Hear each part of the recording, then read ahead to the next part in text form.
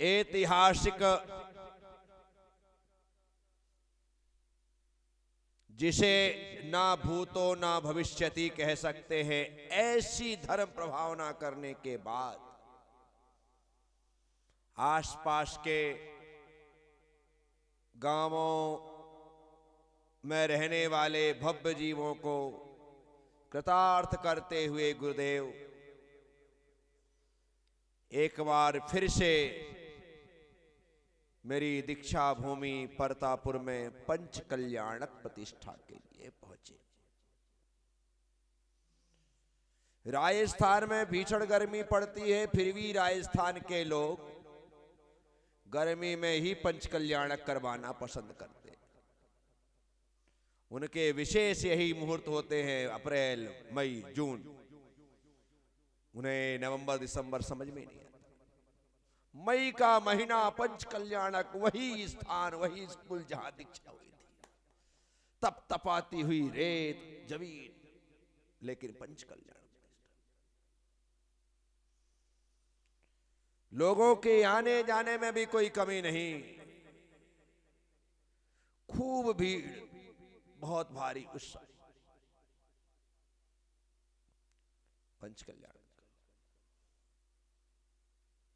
प्रतिदिन सुबह पूरा संग जंगल के लिए वहीं से, जहां पंडाल वहीं रुके ना हुआ था, क्योंकि रोज रोज बार बार मंदिर से वहां तक जाना संभव नहीं था, तो स्कूल प्रांगण में वहीं पर स्थान स्कूल में रुके थे।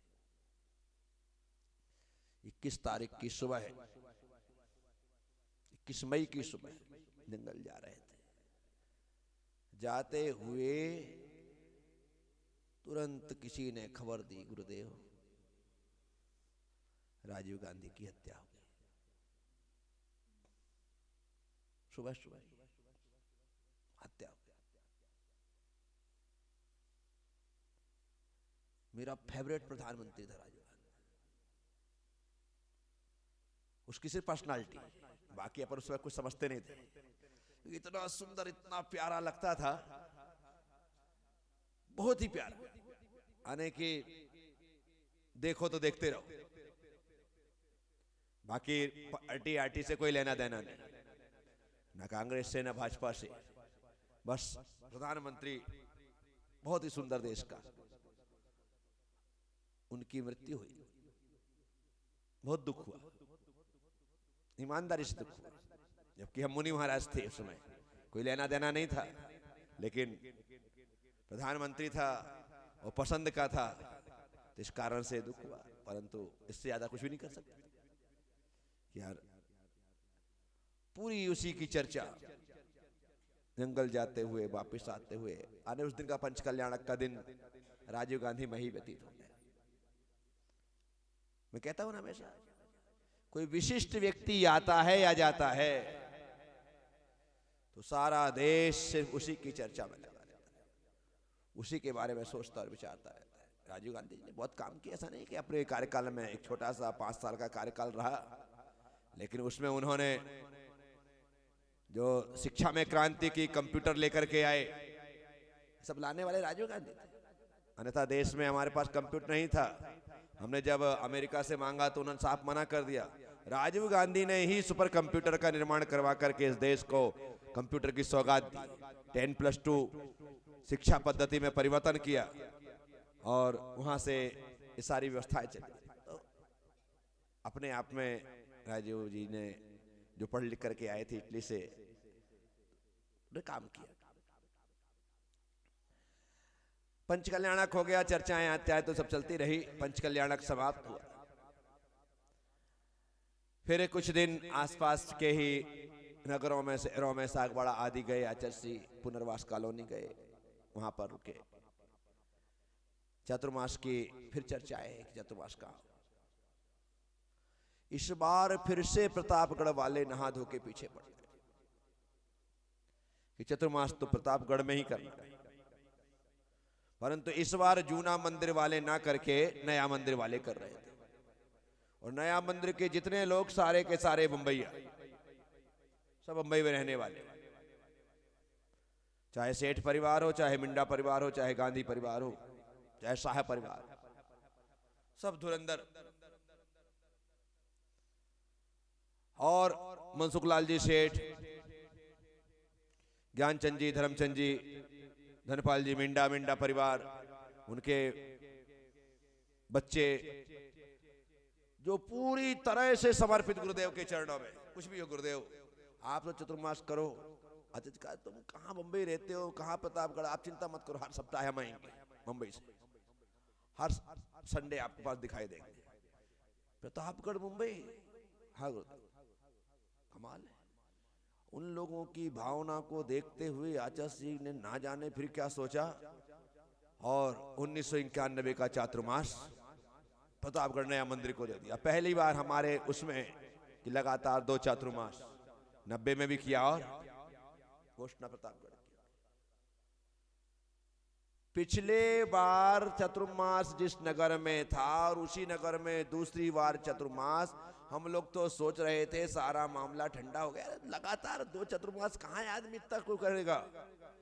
लेकिन हमारा सोच एकदम गलत निकला। यानी कि पिछले चतुर्मास से दुगना उत्साह कह सकते हैं। क्या व्यवस्था की मनसुखलाल सेठ ने, जो भवन, जो स्थान एकदम जीर्ण शीर्ण सा दिखाई देता था, लगता है कहां चातुर्मास करेंगे, कैसे करेंगे, ऐसा इंटीरियर करवाया। ऊपर दीवार से नीचे तक सारे ऐसे पर्दे अर्दे लगा दिए। जब वहां पर पहुंचा तो देखते रह गए कि आखिर हम यहां पर कहां गए, जहां पर घुसने की इच्छा ना हो। इतना सुंदर कर दिया वह स्थान चातुर्मास के लिए। लोगों ने भी बढ़ चढ़ करके हिस्सा लिया। गुरुदेव ने भी सारी क्लास आदि जो होती थी, हर क्लास में हर जगह भीड़ उपस्थिति सब कुछ बहुत अच्छी थी। तो ऐसा चातुर्मास के लिए प्रवेश हो गया, चतुर्मास का स्थापना हुई। इस बार फिर गुरुदेव ने कहा कि भाई सबको एक नियम लेना है। पिछले बार तो उपवास का नियम दिया था, सबको एक एक नियम लेना है। फिर लगा कि भाई इस बार तो कहीं ऐसा ना हो कि फिर उपवास दे दे। गुरुदेव ने कहा इस बार उपवास नहीं करना है। जैसे इतना बोला सब में, हाँ चलो भाई अब बोले दो गुरुदेव कौन सा नियम लेना है। बोले इस बार सभी लोगों को एक एक ग्रंथ याद करना है, एक एक। बोलो कौन कौन सा ग्रंथ याद करेगा। तरुण सागर जी ने हाथ जोड़ा, कहा गुरुदेव मैं समय सार जी याद करूंगा। आशीर्वाद। क्या सागर जी, गुरुदेव मैं नियम सार जी याद करूंगा। ऐसे सबने एक ग्रंथ, नियम सार जी, प्रवचन सार जी जो करते सबने ग्रंथ ले लिए, हम याद करेंगे। ठीक, नियम सार जी को याद करने का नियम दे दिया। इतने बड़े बड़े गुटके विद्यानंद जी महाराज ने छब्बा रखे थे, सिर्फ गाथा और अर्थ, गाथा और अर्थ वो वहां पर हमारे पास उपलब्ध थे। अपन ने नियम सार जी ले लिया और याद करना प्रारंभ किया। ना जाने मां क्यों रूठी हुई थी, याद करो याद ही ना। एक गाथा याद हो गई, 2 गाथा याद हो गई, दिन भर घोंकते थे लेकिन याद ही नहीं होता था। इतना आश्चर्य लगे नंद था मुझे, आज भी कोई गाथा याद करने में, आज भी मैं दावे के साथ कर, बा मुश्किल से मुझे 2 से 3 मिनट लगते हैं, बा मुश्किल से। इतने में गाथा याद भी याद होती है। एक भी ज्यादा बोल सकता हूं कि ज्यादा लग गया, इतने में गाथा याद हो जाती है। मुझे उस समय दिन भर पढ़ता, रात में पढ़ता, लगातार पढ़ता, याद करते रहता, लेकिन याद ही नहीं। 1-2 मंगलाचरण याद हो गए, 1-2 गाथा याद हो गई। मैं इतना रोता था, इतना रोता था कि आखिर मुझे याद कर। आचार्य से बोले प्रकाश आ गई, सुनाओ। सुनाता था और सुना नहीं पाता था, सिर्फ रोने के अलावा कुछ नहीं। गुरुदेव ने कहा क्या बात, तुम याद क्यों नहीं करते हो। एक दिन पैर पकड़ करके मैंने कहा गुरुदेव याद तो खूब करता हूं, और ना जाने मुझे क्या हो गया है कि याद ही नहीं होता है। उनके चरणों में सिर रख करके जो मैं रोया, और उन्होंने सिर में आशीर्वाद, हाथ रख करके आशीर्वाद दिया, और आशीर्वाद देने के साथ उन्होंने कहा कि जा अब तो याद कर। ओहो हो, जो पहले स्थिति थी वही बरकरार हो गई। ऐसा लगा कि जैसे ताला लग गया था, गुरुदेव ने खोल दिया। बिल्कुल मेरा खुद का जीवंत अनुभव है। जहां गाथा मैंने महीना भर बेकार कर दिया, गाथा याद नहीं। गुरुदेव का आशीर्वाद मिला, एकदम वही चमत्कारिक काम होने लगा। यहाँ आशीर्वाद मिला और याद करने बैठा। एक एक दिन में 8-8, 10-10 गाथाएं याद करके गुरुदेव को सुनाने लगे। इतनी प्रसन्नता, इतनी खुशी कि लगता है कि मेरी माँ सरस्वती रूठ गई थी, गुरुदेव की कृपा से आज फिर से प्रसन्न हो गई। और प्रसन्न होने के बाद मैंने पूरा नियम सार, सबने, तरुण सागर जी आदि ने, सबने नियुक्त था और सुनाना है। चतुर्मास में हम लोगों ने सुना थी, माना कि आज भूल गए। आज आप मुझसे नियम सार का मंगलाचरण भी बोलो तो नहीं बता सकता। उस समय 91 में याद किया था, बहुत समय तक वो याद रहा। लेकिन उसके बाद, क्योंकि जब तक उसका उपयोग नहीं होगा, जब तक उन गाथाओं को दोहराया नहीं जाएगा, जब तक उसका पाठ नहीं किया जाएगा, तो ऐसे ही होना। और उसी वजह से वो सब कुछ विस्मृत हो गया। लेकिन गुरु कृपा से मां सरस्वती प्रसन्न हुई और प्रसन्न होने के पश्चात चातुर्मास में 1 सितंबर आता था और संघ में रहते थे। इस बार थोड़ी इच्छा हुई, क्योंकि 26 जून को तरुण सागर जी महाराज का छोटा सा जन्मदिन उन्होंने मना लिया था। तो अपने को लगा यार अपना भी आया, कुछ अपन भी करो। और क्या करो, अभी तो वही जबरदस्ती खुजली है जो चल रही कि जन्मदिन मनाना। अब मनाना क्या है, पर बस दिमाग में ये है कि जन्मदिन जिस दिन हो अपना, उस दिन जिस घर में आहार हो, वो घर वाला अपने को ढोल बजाते हुए मंदिर तक लेकर के आए, ताकि गुरुदेव सुन ले कि कोई आया है। ये देख, आप छोटे बचपने की कैसी बचपन कहानी सी इच्छाएं होती हैं, क्या होती है, बस ऐसा ऐसा हो। तो अपना एक भक्त बन गया था जुआ परिवार का।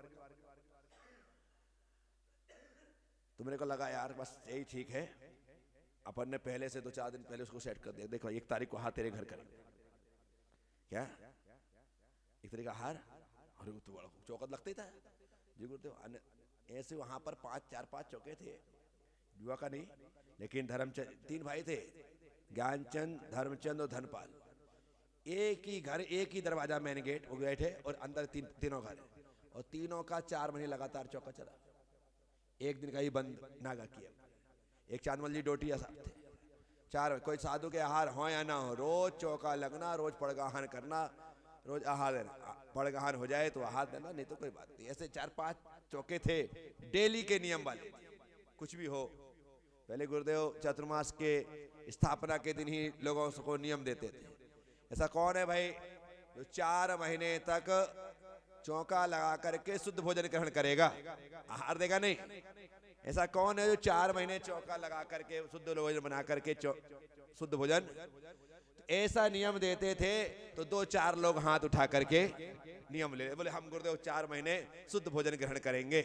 बस ऐसा जब नियम लेते थे, तो नियम लेने के बाद गुरुदेव कहते थे कि अब भैया तुम तो 4 महीने करोगे, रोज चौक पुर करके चौक पड़गाहन खड़े होना, किसी भी दिन तुम्हारे घर आ सकता हूं, किसी भी दिन तुम्हारे घर आ सकता। और वही होता था, कभी वो सामने खड़ा भी नहीं हो पाए तो गुरुदेव उसके घर के सामने खड़े हो जाते जाकर के, क्या हे स्वामी, अकेला व्यक्ति आए, नमोस्तु नमोस्तु नमोस्तु, और पड़गा करके भीतर ले जाता था और आहार करा। खुद के लिए बनाया, बस वही आहार देते, जो बनाया वही वो देता था, इतना आनंद रहता था। तो ऐसे परिवार थे। 3-4 दिन पहले अपन ने फिक्स कर दिया, रमेश जुआ, क्या नाम भूल गया मेरे दिमाग से, लंबे समय से वो भी नहीं आए। तो आहार हो गया कि सेटिंग आने की कि भाई तेरे घर में आहार होंगे, और आहार होंगे तो एक काम करना, जब लौटेंगे तो भाई थोड़ा ढोल बजाते हुए। हाँ गुरुदेव, चिंता किस बात की है, थोड़ा चेला बन गया था वो, बोले बजा देंगे ढोल। हाँ ये ठीक है। उसके बाद एक डिब्बा मिठाई ले आना, तो मिठाई बांट देंगे, ये भी हो जाएगा। अरे वाह रे वाह, आने बचपना जिसे कहते हैं। अब सबसे बड़ी बात ये, चौका के लिए पड़गाने खड़ा हुआ, डर ये लगे कि मेरे पहले निकलने वाले आचार्य श्री और तरुण सागर जी पड़क गए तो मेरा क्या होगा, क्योंकि चौके इतने लगते थे, कोई साधु डबल नहीं जाएगा। और डर सबसे बड़ा यही था, हम ऊपर आचार्य से निकले, खिड़की से खड़े होकर देख रहे कहीं ऐसा ना हो उस चौके पर नहीं पड़ना चाहिए। बिल्कुल सच्चाई है, खिड़की से देख रहे कि अब क्या होगा, आचार्य से नहीं पड़ गए, चलो एक काम तो, एक से तो बचे। अब नंबर तरुण सागर जी बोल तो सकते नहीं कि महाराज उनके यहाँ मत जाना, मैं जाऊंगा। ऐसा बोल नहीं सकते। अब तरुण सागर जी निकले, तरुण सागर जी निकले, बॉबी ने पड़ गए। उसके बाद तो अपना ही नंबर था, क्या अपना ही नंबर था। चौके से निकले सीधे जाकर के वहां खड़े हो गए, पड़गाहन हुआ। ऐसा नहीं घर पास में था, कम से कम मेरी ख्याल से नया मंदिर से उसका घर 1 किलोमीटर रहा होगा, लेकिन कोई टेंशन नहीं, घर दूर हो लेकिन भाई मैच फिक्सिंग है। आहार हुआ बराबर, ढोल बजे, मिठाई बटी, ये सब कुछ हुआ। इतनी खुशी हुई कि आज अपना जन्मदिन। इससे ज्यादा और कुछ नहीं कि तू पाद पूजा कर, एक कर, कुछ भी इच्छा नहीं, बस इतना तो कर देगा तो थोड़ा 4-6 लोगों को पता लग जाएगा कि आज प्रज्ञा सागर जी का जन्मदिन है। बस ऐसा शौक उस समय चढ़ गया था। और वो पहली बार, उसके पहले भी जन्मदिन आए लेकिन कभी नहीं, बस 91, उसके बाद भी आए, ऐसे कोई इच्छा नहीं थी। परंतु बाद में जब आए तो हम लोगों के चतुर्मास अलग होने लगे थे, अलग होने लगे थे तो फिर अपने यहाँ पे सारे का सारा काम धाम होने लगा था।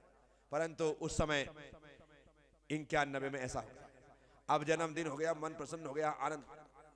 अब उसी चातुर्मास में हमारे प्रसन्न सागर जी महाराज शुरू से मंत्र तंत्र में बड़े रुचि रखते हैं, बड़ी। तो हाँ, बाबा हिम के मध्य में भगवान पार्श्वनाथ की अद्भुत प्रतिमा है, अतिशयकारी नया मंदिर में। वहां घंटों बैठते थे, घंटों बैठते थे। अब घंटों बैठते तो थे, लेकिन उन्होंने गुरुदेव की आज्ञा के बिना सिद्धि के लिए मंत्र जपना प्रारंभ कर दिया और सिद्धि करने लगे। और करते हुए सिद्धि एक दिन उनकी आंख की रोशनी चली गई, आंख से दिखना बंद। अब उनको काटो तो खून नहीं, दिख रही बंद। गुरुदेव को बोलो तो बोलूं कैसे, अब बोलूंगा तो गुरुदेव डांट लगाएंगे। अब वे जिनको आंख से दिख नहीं रहा है 1% भी, धुंधला देख 1% नहीं दिख रहा है, और यहां मंदिर, यहां से 2 दरवाजे पीछे आने के जहां रूम है, यहां से चलते हुए पीछे, और उसमें भी पीछे में भी एक कमरा जहां पे हमर प्रभु सागर जी साथ साथ रहते थे, वहां पर वो हाथ से थतोलते गिरते संभलते हुए मेरे पास आए। हमारी सुस्त दोस्ती थी।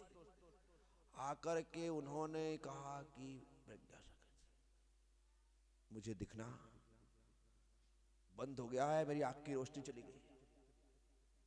मैंने कहा क्या क्या? बोले मंत्र सिद्ध कर रहा था और मेरी आंख चली गई।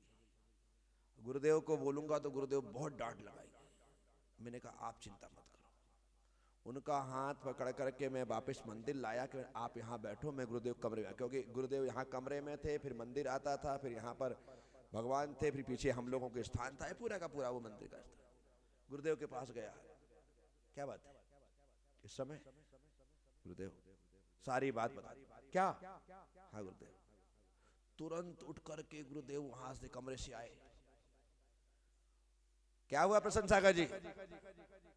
सिर झुका करके आंसू की धार बहाने लगे, रोने लगे बहुत जोर से। गलती हो गई गुरुदेव, क्या हुआ? आपसे पूछे बगैर मैं सिद्धि करने बैठ गया और मेरी आंख की रोशनी चली गई। आचार्य श्री ने कहा अभी डांटने से कोई फायदा नहीं है, अभी तो इनका इलाज करना चाहिए।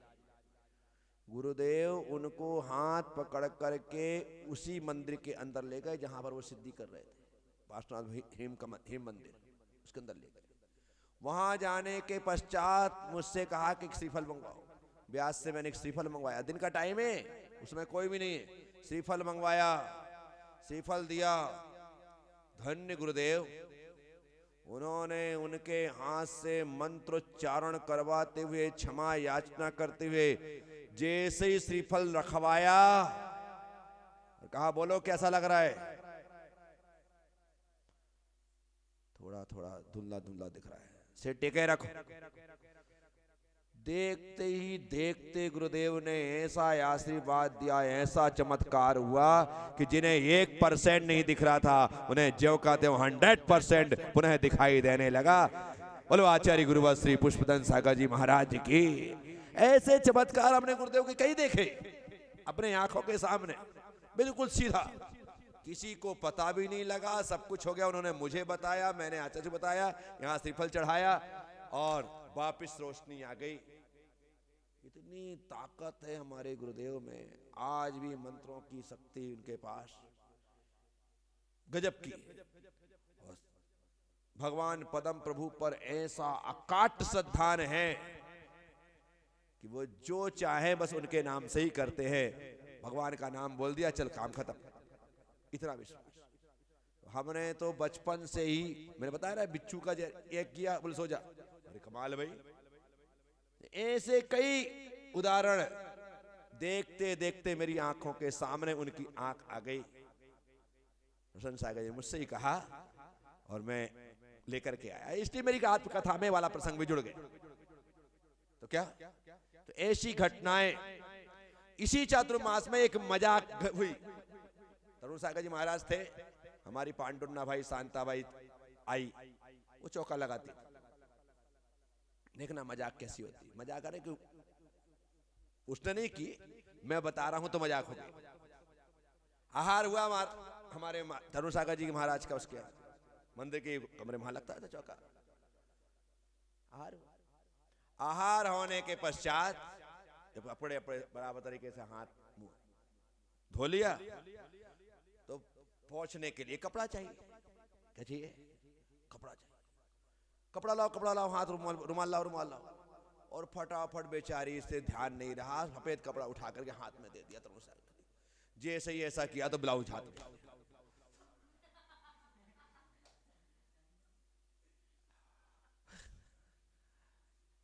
अब आने की इतनी हड़बड़ाहट कि उसको समझ नहीं आया कि इसकी तो वो आस्तीन है, ये उसका है, उठा करके हाथ में ब्लाउज दे दिया। लो महाराज, अब क्या करोगे? ये सत्य घटना तरुण सागर जी कई बार सुनाते थे। उसी प्रतापगढ़ नया मंदिर चातुर्मास के अंतर्गत ऐसी तो कई बार ऐसी ऐसी हंसी और मजाक की घटनाएं भी घट जाती हैं, जिंदगी में हो जाती हैं, हो जाता था। अब तरुण सागर जी महाराज, ये तो बात हुई, लेकिन उन्होंने इसको आनंद यात्रा का शानदार पॉइंट बना लिया। क्या शानदार पॉइंट बना लिया। और जब भी वो बोलते, लोग पेट पकड़ पकड़ करके ऐसा बुरा हंसते कि पूछो मत। और फिर बोलने की स्टाइल तो फिर तरुण सागर जी हैं। इतनी सी बात को यदि 10 बार बोलकर इतनी बड़ी ना कर दें तो फिर तरुण सागर जी नाम क्या। ऐसा शानदार प्रसंग सुनाते थे खूब। तो वो अचानक मुझे ऊंची घटना घटी थी इस कारण से। तो ये जो ऐसी घटना घटी तो तरुण सागर जी ने उसको अपने ऊपर ना लेकर के उसको ऐसा जामा पहना दिया कि वो शानदार सुनाई जाने वाली जैसी घटना हो गई। तो ऐसे ही बहुत सारे कहीं कुछ होते होते बहुत ही अच्छे तरीके से प्रतापगढ़ का चातुर्मास, दूसरा चातुर्मास सानंद संपन्न हुआ। यहां पर चातुर्मास में ही छिंदवाड़ा से श्री बाबूलाल जी पाटौदी, संतोष जी पाटनी, ये बहुत सारे लोग गुरुदेव से छिंदवाड़ा के लिए निवेदन करने आए कि गुरुदेव मैंने गृह चैत्यालय बनाया भगवान शांतिनाथ स्वामी का, उसका पंच कल्याणक आपको करवाना है। गुरुदेव के अनन्य भक्तों में थे, हैं और रहेंगे हमेशा पूरा परिवार, पाटौदी परिवार। ऐसे भक्तों में गुरुदेव को उनकी बात तो माननी, कभी उन्होंने उनको नकारा कि बाबूलाल जी कभी मना नहीं करते थे, गुरुदेव भी उनको कभी मना नहीं करते थे। कहां प्रतापगढ़ और कहां छिंदवाड़ा। लेकिन गुरुदेव ने कहा कि आप तो मुहूर्त निकलवाओ, अपन प्रतापगढ़ से छिंदवाड़ा चलेंगे। ऐसा बोल करके उन्हें भेजा। वो बाद में गए, जाकर के मुहूर्त निकलवा करके आए। आने के पश्चात उन्होंने मार्च के महीने का मुहूर्त निकलवाया। और गुरुदेव ने जब मुहूर्त निकल गया तो चातुर्मास के बाद सीधे प्रतापगढ़ से छिंदवाड़ा के लिए विहार किया। अब रास्ते में कहां क्या कैसे होता है, अब कैसे छिंदवाड़ा पहुंचते हैं, थोड़ा सा वक्त रात भर का दे, कल दिन भर का दे, कल चलेंगे। ओम नमः, सबसे क्षमा, सबको क्षमा। जय गुरुदेव, जय।